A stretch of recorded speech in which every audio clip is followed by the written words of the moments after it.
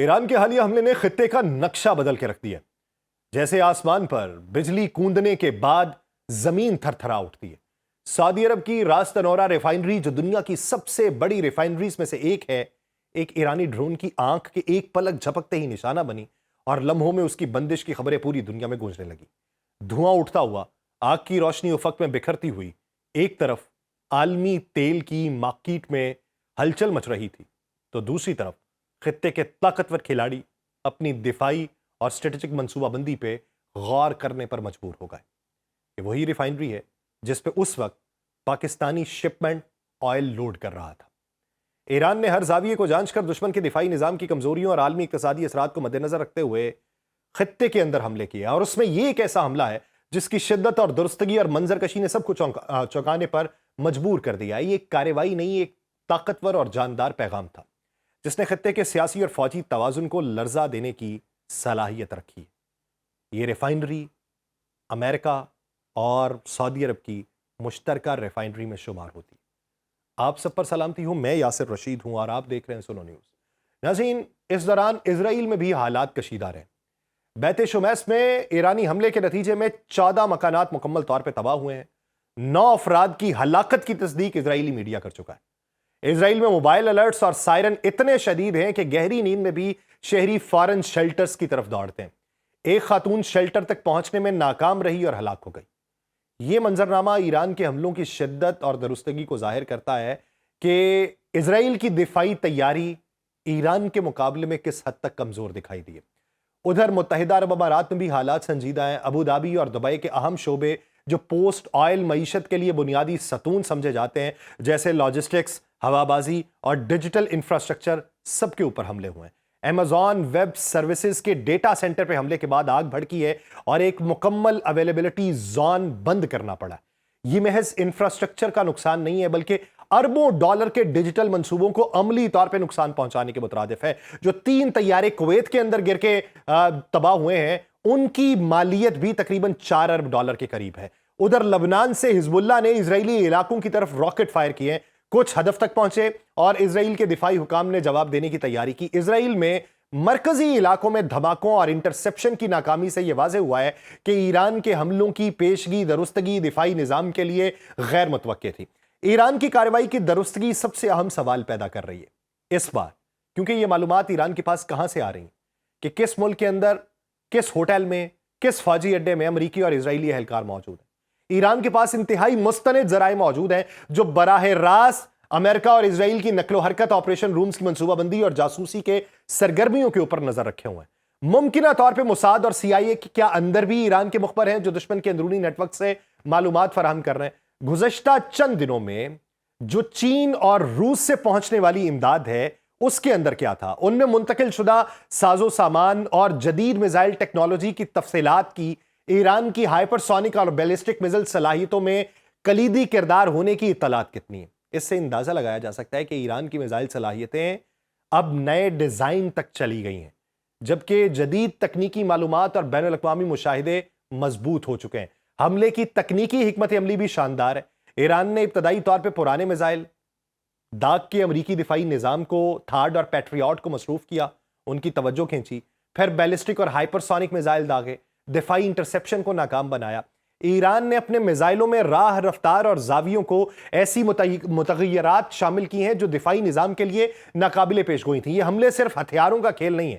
ایران نے دشمن کے دفاعی نظام کی کمزوری سمجھی ہے، اس کی داخلی معلومات پہ دسترس حاصل کی ہے اور جدید ہتھیاروں کا پھر اس پہ استعمال کیا. سعودی عرب اور یو اے ای کی اہم تنصیبات، اسرائیل کے شہری علاقے، امریکی فوجی اڈے، سب اس کارروائی کے دائرہ کار میں آئے ہیں.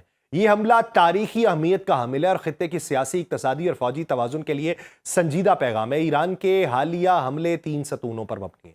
ایک، ایران کے پاس اعلیٰ درجے کی مستند معلومات جو دشمن کی نقل و حرکت اور منصوبہ بندی تک رسائی دے. 2، جدید ہتھیار اور ٹیکنالوجی جن میں بیلسٹک اور ہائپر سونک میزائل شامل ہوں جو درست نشانہ بازی اور دفاعی انٹرسیپشن سے بچنے کی صلاحیت رکھیں. اور 3، دشمن کے دفاعی نظام کی حدود کو جانچنا اور اسے اپنی حکمت عملی میں استعمال کرنا. یہ تینوں نے مل کے ایران کے حملے کو نہ صرف خطرناک بلکہ تاریخی اور سنسنی خیز بنایا. چین اور روس سے آنے والی امداد، پیشگی مستند معلومات اور دفاعی نظام کی غیر متوقع ناکامی نے یہ واضح کیا کہ ایران اب اپنی ٹرمز اور کنڈیشنز پہ طاقت کے نئے مرحلے میں داخل ہو چکا ہے اور یہ طاقت ہتھیاروں کی نہیں، معلومات، منصوبہ بندی اور جدید ٹیکنالوجی کے امتزاج سے ممکن ہوئی ہے۔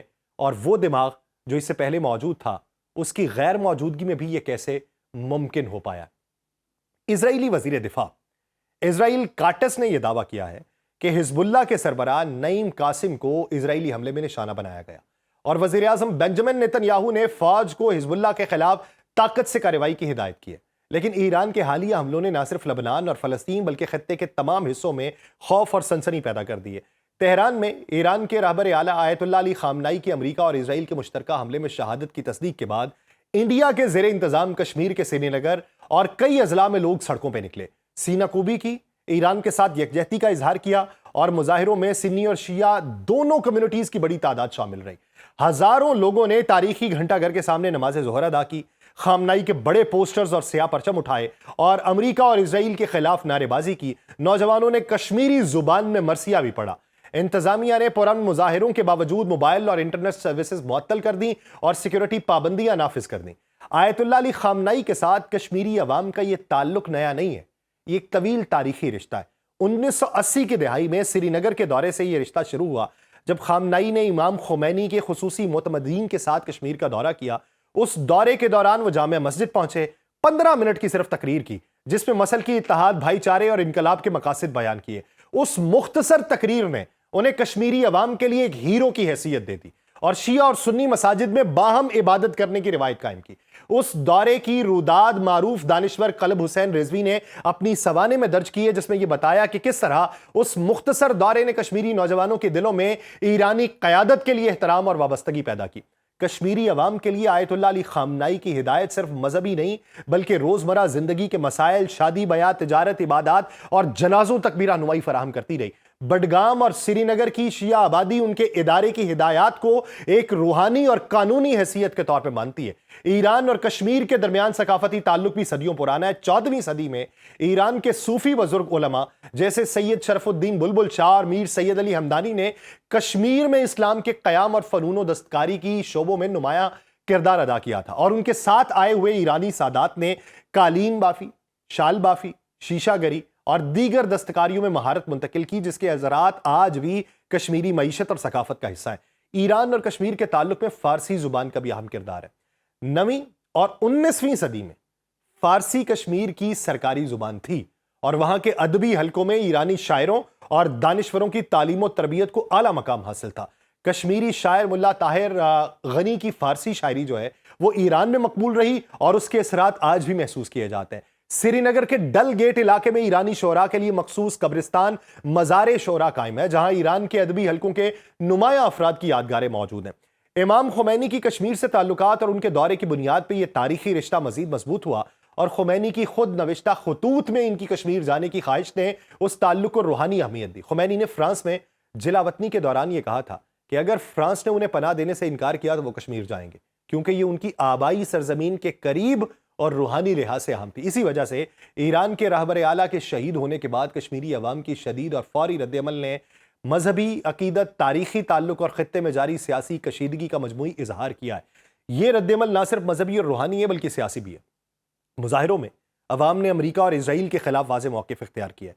خامنائی کی شہادت کے اوپر احتجاج کیا۔ کس ملک میں جس کا اپنا وزیر اعظم جو اس حصے پہ قابض ہے وہ جا کے اسرائیل کے ساتھ ہاتھ ملا کے آیا ہے۔ امتحانات وہاں پہ ملتوی ہیں۔ وزیر اعلیٰ عمر عبداللہ نے عوام سے اپیل کی ہے کہ وہ اپنے جذبات پرامن انداز میں ظاہر کریں۔ سابق وزیر اعلیٰ محبوبہ مفتی نے بھی اس شہادت کو انسانی اور مذہبی لحاظ سے ایک تاریخی ناپسندیدہ واقعہ قرار دیا اور مسلمانوں سے اتحاد کی اپیل کی ہے۔ متحدہ مجلس علماء کے سربراہ میر وائز عمر فاروق نے بھی پرامن مظاہروں اور عام ہڑتال کی اپیل کی ہے تاکہ مسلم امت مسلکی اختلافات سے اوپر اٹھ کے ایک پیغام دے۔ یہ سب منظرنامہ ایران کے حالیہ حملوں اور خطے میں جاری کشیدگی کے پس منظر میں سمجھنا ضروری ہے۔ سعودی عرب، یو اے ای کی اہم تنصیبات، اسرائیل میں شہری علاقوں پہ حملے، لبنان سے راکٹ فائرنگ، امریکی اڈوں پر ضرب، سب ایک ساتھ ایران کے منصوبہ بند اور معلوماتی بنیادوں پہ کیے گئے حملوں کا نتیجہ ہے، اور ایران کے پاس دشمن کی نقل و حرکت، فوجی تنصیبات، جاسوسی سرگرمیوں، بین الاقوامی مشاہدات کے ذرائع موجود ہیں جو چین اور روس سے ملنے والی شاید جدید ٹیکنالوجی کے ساتھ مل کے انہیں کارروائی کی مکمل صلاحیت फराहम कर रहे हैं। इस दौरान अमरीकी दिफाई निज़ाम, जिसमें थाड और पैट्रियट का मैं तज़किरा कर चुका हूं, ये ईरान के जदीद मिसाइलों का सामना करने से कासिर दिखाई देते हैं। उससे ये अंदाजा होता है कि दिफाई इंटरसेप्शन जो नाकाम हो रही है वो शायद कहीं ना कहीं रशिया के और सैनिक की दी गई अता है। यह साबित होता है कि ईरान ने अपने हमलों में टेक्नोलॉजी में बरतरी लाया, मालूमात में इजाफा किया है, स्ट्रेटेजिक मनसूबाबंदी को यकजा किया है, खत्ते में अपने असर रसूख को बढ़ाया है, कश्मीर में अवामी रद्देमल जो आया है, ईरान के तारीखी ताल्लुकात, रूहानी वाबस्तगी, मौजूदा फौजी और सियासी हालात को देखते हुए यह वाज़ेह है कि ईरान और कश्मीर के दरमियान ताल्लुक सिर्फ मजहबी या सकाफती नहीं बल्कि एक पेचीदा तारीखी, सियासी और इज्तिमाई शनाख्त के ऊपर मबनी है, जो आज भी कश्मीरी अवाम के दिलों में जिंदा है और मुस्तकबिल में खत्ते के हालात पे असरअंदाज हो सकता है। लेकिन दुनिया भर से इस वक्त जो पैगामात आ रहे हैं, अगर मज़ाहमती उनसर देखे जाएं जो इराक के अंदर हैं, शाम के अंदर हैं, लबनान के अंदर हैं, ये तमाम अनासिर इस वक्त मुतहर्रिक हो रहे हैं। हर जगह से इजराइल पे हमले की बातें हो रही हैं। अब की बार अगर इजराइल का दिफाई निज़ाम मफलूज रहा और बीच का कोई रास्ता ना निकाला गया, बकौल अली लारेजानी अब कोई मुज़ाकरात नहीं हो सकते, तो फिर बैकफुट पे अगर कोई नहीं जाता तो इस गर्दाब में कौन कौन फंसेगा और ईरान की हिमायत में कौन कौन उठेगा? ये एक बुनियादी सवाल है, क्योंकि इस वक्त केयर स्टॉमर के ऊपर जो बरतानवी वज़ीर आज़म है, अमरीकी सदर तनकीद कर रहे हैं कि उन्होंने अपना फौजी अड्डा जो है वो हमें वहां से हवाबाजी के लिए इस्तेमाल नहीं करने दिया। तो ये इनकार मुस्तकबिल में कौन और करेगा और इस जंग के अंदर कौन और शुमार होता है, ये देखने की जरूरत है। मुझे दीजिए इजाजत, अल्लाह ने के बाद।